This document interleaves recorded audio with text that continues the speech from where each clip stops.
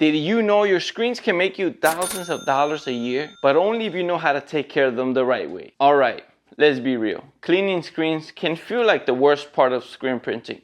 The good news, I'm going to show you how to reclaim screens simple, fast, and a little less painful.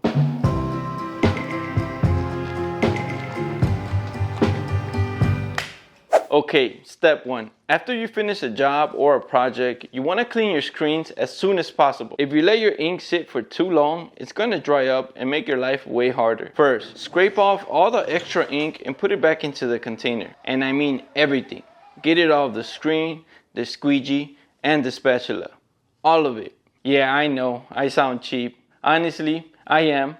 But why waste ink when you can reuse it? It's impossible to get all the ink out, but try to get the most of it.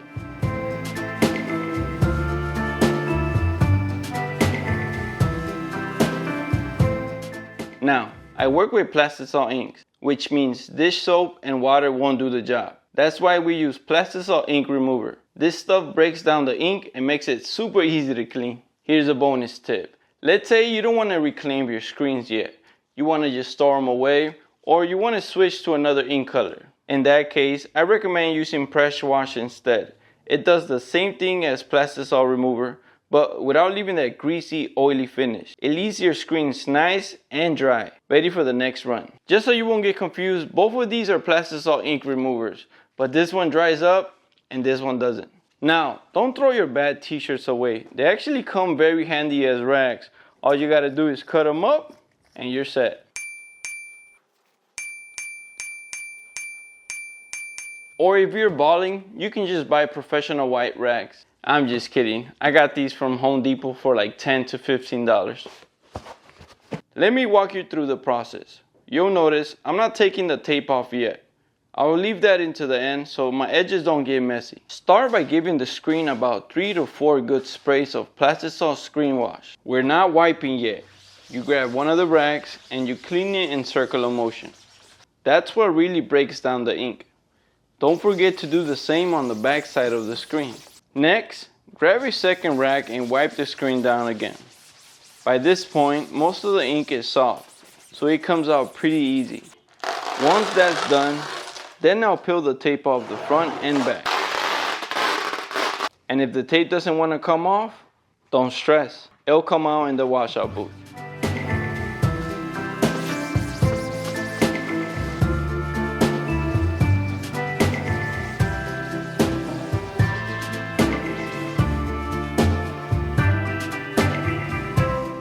Now here's an important note. A lot of printers skip this step.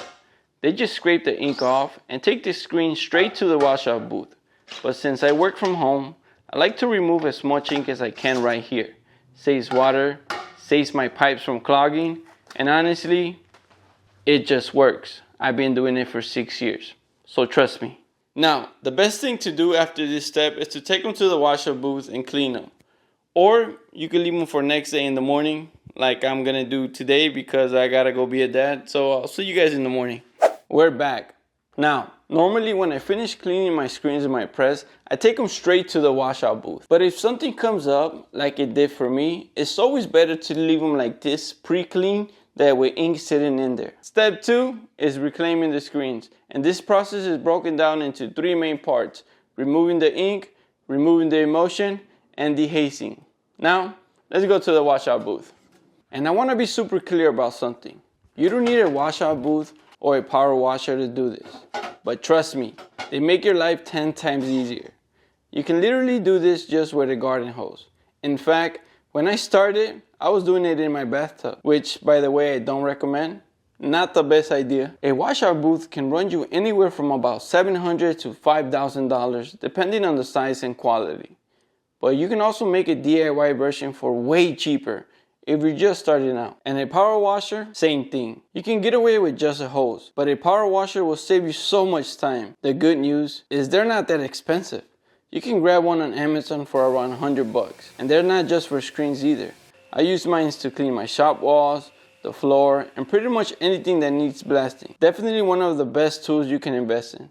Now, for this part, we're gonna need 3 different scrub pads. One for ink, one for emulsion remover, and the other one for dehazer. Don't mix them up. Trust me, The ink pad is always the dirtiest one, so keep it separate. We're also going to be using 3 chemicals: plastisol press wash, emulsion remover, and dehazer. I'll explain each as we go through the process. Let's start with the ink. Since we already scraped out most of it in the press, now we just give the screen a quick rinse with water, front and back. But sometimes the ink gets stubborn and doesn't want to come out.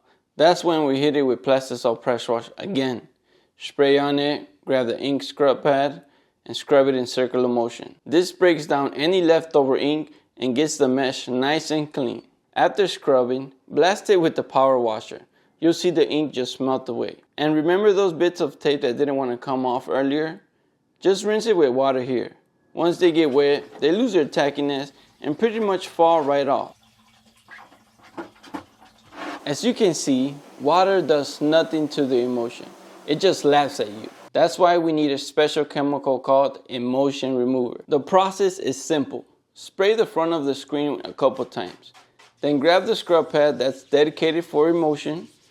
Work in it with circular motions, making sure to cover the whole surface. Next, flip the screen over, spray the back, and repeat the same process. I usually focus extra time on the edges. That's where the emulsion tends to build up the thickest, and it's always the hardest to get out.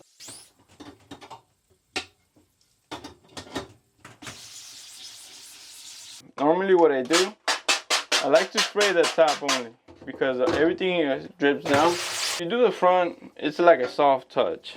The back, you could get a little bit more aggressive. After scrubbing, let it sit for about 20 to 30 seconds.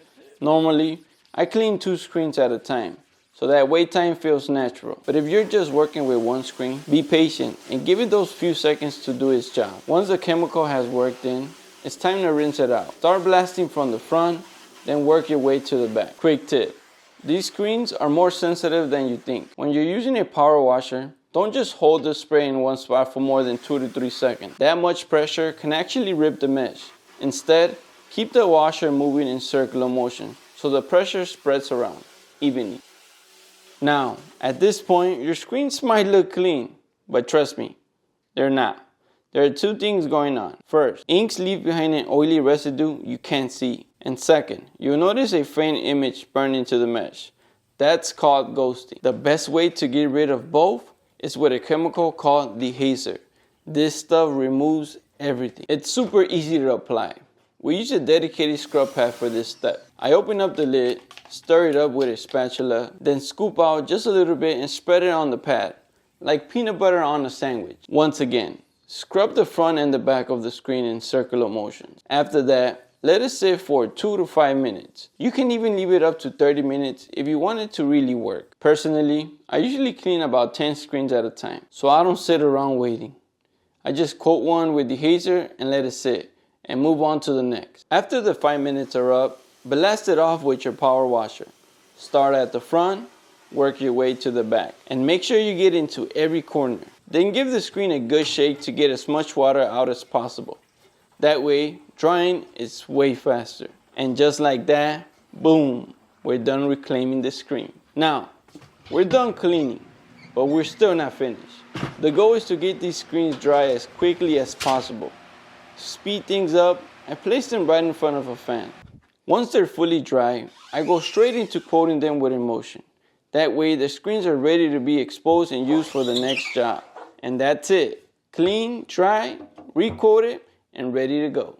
Now, let me tell you why your screens are more than just tools. They're a great investment. But before we dive into that, let me quickly show you where you can find all the materials that I've been using. One of my favorite places is Screen Print Direct. You can find everything there. Inks, spatulas, chemicals, screens, and even washout booth. I've been using their products for over 6 years now, and I don't plan on stopping anytime soon. I highly recommend them. I'll drop the link in the bio, and if you guys use the code myloprints10, you get a 10% off. It's not a huge discount, but hey, it's something. Now, back to why screens are such a smart investment. If you take care of your screens the way I show you, they can last for years. Not 4 years, 4 years. I apologize in advance if my accent kind of confuses you. For example, as screen printers, we usually charge a setup fee per color, around $30 to $35 per screen. So let's break that down. If you got a $30 screen and you use it once a week for a year, that's about $1,800 from that one screen. And personally, I have screens that have lasted me over 5 to even 6 years. Now you do the math. That's a small investment with a massive return. So take care of your screens, and your screens will take care of you. Before we wrap up, here's a couple extra tips that I didn't want to leave out. The hardest part of reclaiming screens is usually cleaning the ink around the edges and the frame. To save yourself that headache, make sure to tape them properly before starting production. From the start. Another tip, this one's optional, but using warm or even hot water can make the whole process run a lot smoother. It's not required, but it definitely helps. And lastly, when you're blasting your screens with the power washer, apply the most pressure from the back of the screen. The mesh is glued through the back of the frame, so if you're always hitting it from the front, you risk losing the bond over time. Backside pressure keeps your screen lasting longer. Hopefully these tips helped you out and make reclaiming screens feel a little less like a nightmare. If you guys want to learn how to burn a screen from home, make sure to check out this video. Thanks for watching, have a beautiful day, and God bless you all. I'll see you in the next one.